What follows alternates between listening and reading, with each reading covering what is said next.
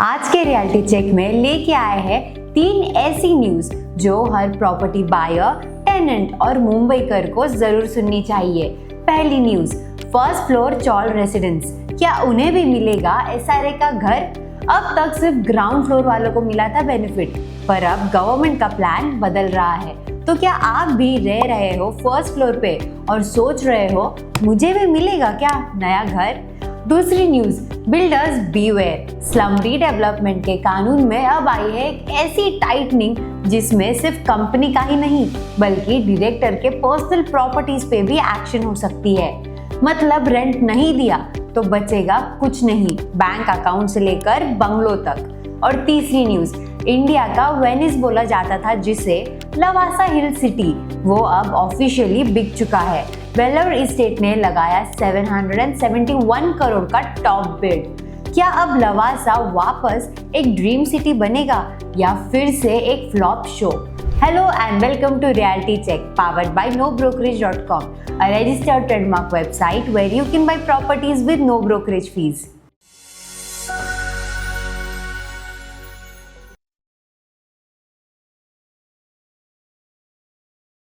और अब चलिए शुरू करते हैं पहली न्यूज से, जहां चौल के फर्स्ट फ्लोर वालों के लिए आ सकता है नई उम्मीद का घर।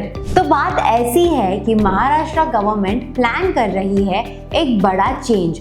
अब चौल्स के फर्स्ट फ्लोर रेसिडेंट्स को भी मिल सकता है एसआरए रिहैब का हक। आज तक सिर्फ ग्राउंड फ्लोर या 14 फीट तक के स्ट्रक्चर्स ही लीगल माने जाते थे, लेकिन अब इस रूल को बदलने की प्लानिंग है। लेकिन सवाल ये है कि सिर्फ चॉल्स के लिए, स्लम्स के लिए नहीं। गवर्नमेंट हाउसिंग डिपार्टमेंट एक प्रपोजल कैबिनेट को भेजने वाला है जिसमें चॉल्स के फर्स्ट फ्लोर रेसिडेंट्स को भी स्लम रिहैब स्कीम के अंडर इंक्लूड करने की बात हो रही है। अब आप सोच रहे होंगे स्लम और चॉल में फर्क क्या है, तो सुनिए। चॉल एक ओल्ड स्टाइल हाउसिंग है जो 1976 के पहले प्राइवेट लैंड पे बना था, प्रॉपर टैक्स और एनए डॉक्यूमेंट्स के साथ। स्लम मोस्टली होता है बिना परमिशन का, टेम्पररी स्ट्रक्चर, बेसिक सर्विसेज भी ऑफन मिसिंग। और प्रूफ क्या चाहिए रिहैब के लिए?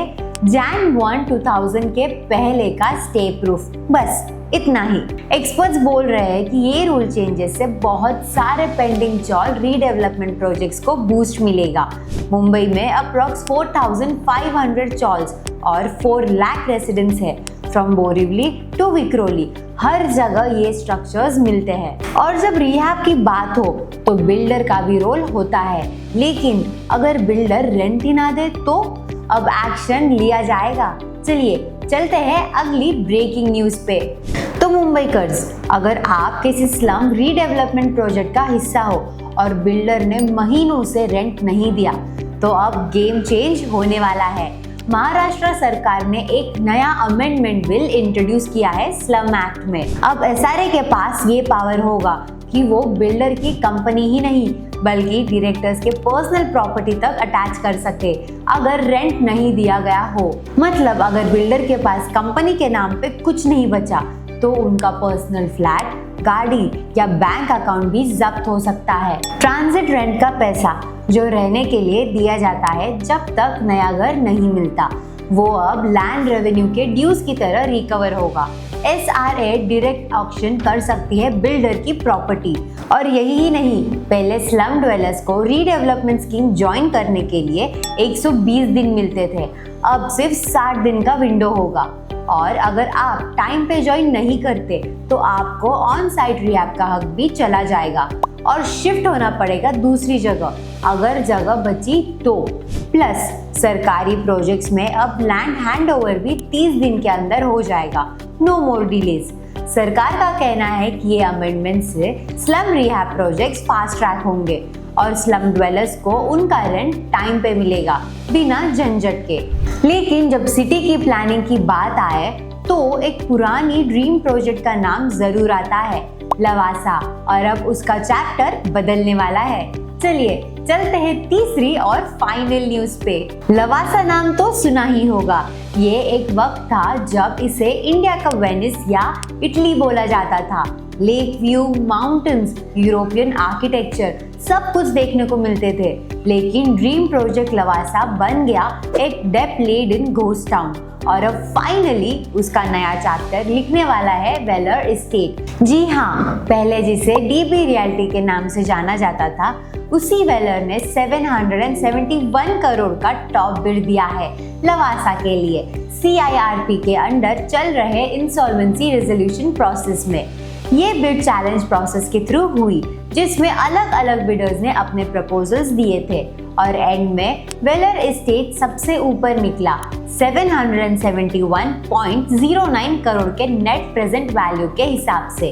तो क्या इसका मतलब है लवासा एक नए मेकओवर के लिए रेडी है?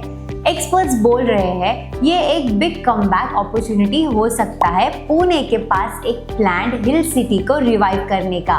बस अब देखना ये है वेलर इस सिटी को एक लग्जरी डेस्टिनेशन बनाता है या एक अफोर्डेबल स्मार्ट सिटी। अगर आपको लगता है कि ये अपडेट्स इंपॉर्टेंट है तो बस एक काम करो, लाइक करो, शेयर करो और सब्सक्राइब करो nobrokerage.com, जहां हम हर रोज लाते हैं रियल एस्टेट की असली खबरें। और कमेंट्स में बताना आप किस न्यूज़ से सबसे ज्यादा सरप्राइज हुए।